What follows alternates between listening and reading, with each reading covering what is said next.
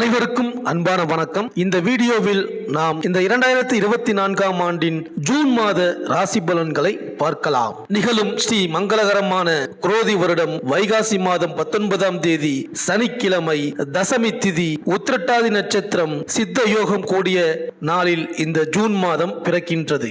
இந்த மாத தொடக்கத்தில் கிரகங்களின் சஞ்சாரத்தை பார்த்தால் மேஷத்தில் செவ்வாய், ரிஷபத்தில் குரு, புதன், சுக்கிரன், சூரியன், கன்னியில் கேது, கும்பத்தில் சனி, மீனத்தில் ராகு என இந்த ஜூன் மாதம் கிரகங்கள் சஞ்சரிக்கின்றன.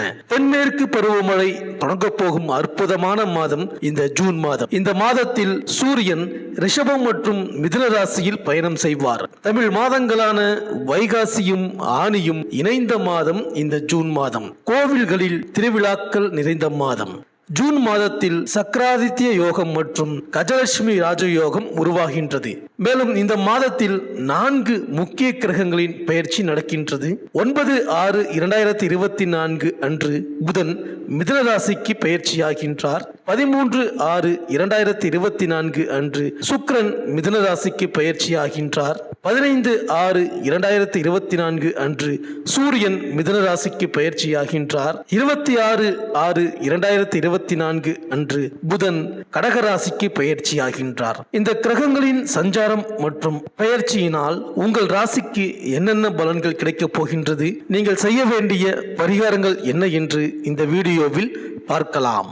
சூரியனை ராசி அதிபதியாக கொண்ட சிம்ம ராசி அன்பர்களே, இந்த ஜூன் மாத கிரக நிலைகளை ஆராய்ந்து பார்க்கும் பொழுது மாத தொடக்கத்தில் உங்கள் ராசிக்கு தன லாபாதிபதியான புதன் ரிஷப ராசியில் சஞ்சரிக்கின்றார். அவர் உங்கள் ராசிக்கு 10ஆம் இடமான தொழில் ஸ்தானத்தில் சஞ்சரிக்கும் பொழுது தொழில் வளர்ச்சி திருப்தி தரும். கிளை தொழில் தொடங்கும் யோகம் உண்டு. வெளிநாட்டு வணிகத்தால் ஆதாயம் கிடைக்கும். புதிய ஒப்பந்தங்களில் கையெழுத்திட்டு மகிழ்வீர்கள்.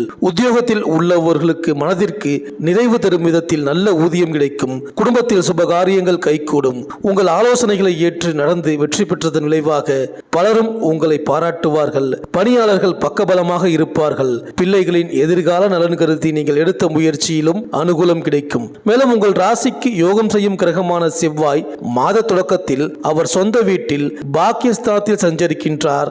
இதனால் சகல சௌபாக்கியங்களும் கிடைக்கும். எதை எந்த நேரம் நீங்கள் செய்ய நினைத்தாலும் அதை அந்த நேரம் செய்து முடிப்பீர்கள். நீங்கள் எடுக்கும் முயற்சிகள் எல்லாவற்றிலும் வெற்றி கிடைக்கும். உங்கள் இல்லத்தில் மங்கள ஓசை கேட்பதற்கான அறிகுறி தென்படும். சொத்துக்கள் வாங்கவும் விற்கவும் உகந்த நேரம் இது. மேலும் ஜூன் 9ஆம் தேதி மிதுன ராசிக்கு புதன் செல்கிறார். உங்கள் ராசிக்கு தன லாபாதிபதியானவர் புதன். அவர் லாபஸ்தானத்திற்கு வரும் பொழுது தொட்டது துலங்கும். தொழில் முன்னேற்றம் அதிகரிக்கும். உற்றார் உறவினர்களிடையே உங்கள் மதிப்பு உயரும். வெற்றி வாய்ப்புகள் வீடு தேடி வரும். வெளிநாட்டில் இருந்து ஆதாயம் தரும் தகவல் கிடைக்கும். அரசியலில் உள்ளவர்களுக்கு நல்ல பொறுப்புகள் வந்து சேரும். மேலும் ஜூன் 13ஆம் தேதி மிதுன ராசிக்கு சுக்கிரன் செல்கிறார்.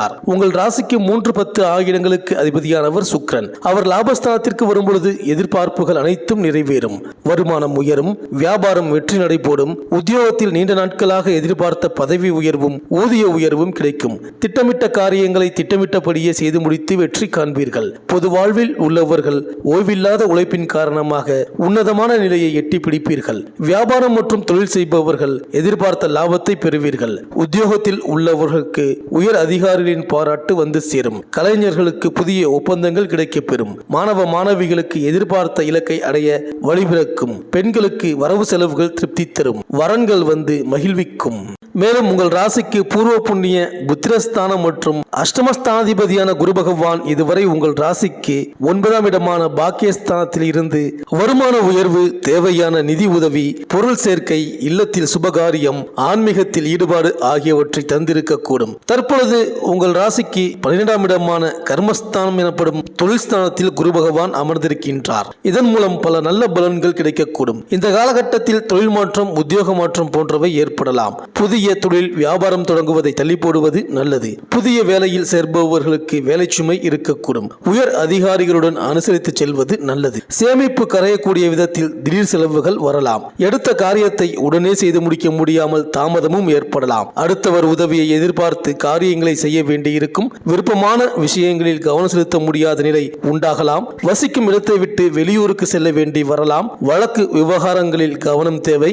பெரிய பதவியில் இருப்பவர்களுக்கு பதவி மாற்றம் இடமாற்றம், கூடுதல் பொறுப்புகள் கிடைக்கக்கூடும். தொழில் வியாபார வளர்ச்சியில் தாமத போக்கு காணப்படும். உத்தியோகத்தில் கிடைக்க வேண்டிய பதவி உயர்வு தாமதமாகலாம். மேலும் உங்கள் ராசிக்கு 2ஆம் இடமான தனம், குடும்பம், வாக்குஸ்தானத்தை குரு பகவான் பார்க்கின்றார். இதனால் தேவையான நேரத்தில் பணவரத்து கை கொடுக்கும். வருமானம் உயர நீங்கள் எடுக்கும் முயற்சிகளில் சாதகமான பலன் கிடைக்கும். குடும்பத்தில் இருந்த பிரச்சனைகள் தீரும். குடும்பத்தினர் மற்றும் உறவினர்களுடன் ஏற்பட்ட மன வருத்தங்கள் மாறலாம். குடும்பத்தில் சுபகாரியங்கள் நடக்கும். கொடுத்த வாக்குறுதியை காப்பாற்றுவதன் மூலம் மதிப்பு உயரும். உங்கள் ராசிக்கு 4ஆம் இடமான வாகன சுகஸ்தானத்தை குரு பகவான் பார்க்கின்றார். இதனால் வீடு கட்டும் பணி, புதிய வீடு வாங்க எடுக்கும் முயற்சிகள், பழைய வீட்டை புதுப்பித்தல் ஆகியவை சாதகமாக நடந்து முடியும். புதிய வாகனங்கள் வாங்க நீங்கள் எடுக்கும் முயற்சிகள் கைகூடும். பழைய வாகனங்களை புதுப்பிக்கும் பணி அல்லது பழைய வாகனத்தை கொடுத்து புதிய வாகனம் வாங்குவது ஆகியவையும் நடக்கும். தாய் மூலம் உதவிகள் கிடைப்பதுடன் அவரது ஆரோக்கியமும் மேம்படும். உங்கள் ராசிக்கு 6ஆம் இடமான ருணரோக சத்ருஸ்தானத்தை குரு பகவான் பார்க்கின்றார். இதனால் கடன் பிரச்சனைகளினால் ஏற்பட்ட தொல்லைகள் குறையும். நோய் நீங்கி ஆரோக்கியம் உண்டாகும். எதிரிகளால் ஏற்பட்ட பிரச்சனைகள் தீரும். மனதில் இருந்த வீண் பயம் நீங்கி தைரியம் உண்டாகும். எதிரிகளால் ஏற்பட்ட தொல்லைகள் நீங்கும். மேலும் ரிஷபராசியில் சஞ்சரிக்கும் குரு பகவான் சூரியனின் நட்சத்திரமான கார்த்திகை, சந்திரனின் நட்சத்திரமான ரோகிணி, செவ்வாய் நட்சத்திரமான மிருகசீரிஷம் ஆகிய நட்சத்திரங்களில் சஞ்சரிப்பதுடன் சந்திரன் செவ்வாய் நட்சத்திரங்களில் வக்ரம் பெறுகின்றார். குருவிற்கு சூரியன், சந்திரன், செவ்வாய் ஆகிய கிரகங்கள் நட்பு.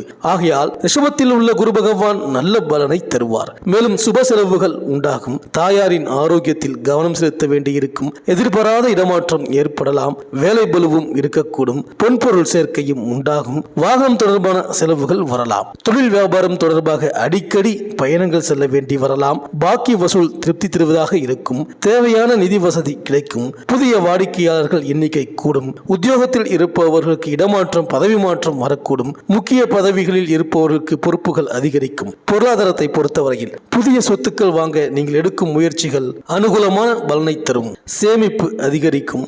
பொருளாதார நிலை உயர கூடுதல் முயற்சிகள் தேவைப்படும். ஆடை ஆபரண சேர்க்கை உண்டாகும். மாணவர்களுக்கு தொடக்க கல்வி கற்பவர்கள் சிறப்பாக படிப்பார்கள். புதிய கல்வி நிலையங்களில் சேரும் சூழ்நிலையும் வரக்கூடும். உயர்கல்வி கற்க வெளிநாடு செல்லும் வாய்ப்பும் உருவாகும். கேம்பஸ் இன்டர்வியூவில் பங்கேற்பவர்கள் அதில் தேர்ச்சி பெற்று நல்ல வேலையில் சேரும் வாய்ப்பும் உருவாகும். குடும்பத்தை பொறுத்தவரை திருமணம் ஆகாமல் இருப்பவர்களுக்கு திருமணம் ஆக நீங்கள் எடுக்கும் முயற்சிகளில் தாமதம் இருந்தாலும் முடிவில் நல்ல பலனே கிடைக்கும். மனதிற்கு பிடித்த வரன் அமையும். குடும்பத்தில் அமைதி நிலவ விட்டு கொடுத்து செல்வது நன்மை தரும். வாழ்க்கை துணையால் நீங்கள் எதிர்பார்த்த உதவிகள் கிடைக்கும்.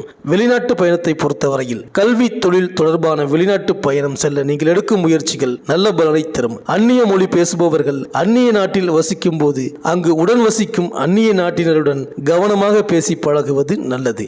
வியாழக்கிழமையில் நவகிரகத்தில் உள்ள குரு பகவானை நெய் தீபம் ஏற்றி முல்லை மலர் சாற்றி வழிபட காரிய வெற்றி உண்டாகும். முடியாதவர்கள் வயதான பெரியவர்களுக்கு வஸ்திர தானம், அன்னதானம் செய்து அவர்களின் ஆசி பெற வாழ்க்கை வளம் பெறும்.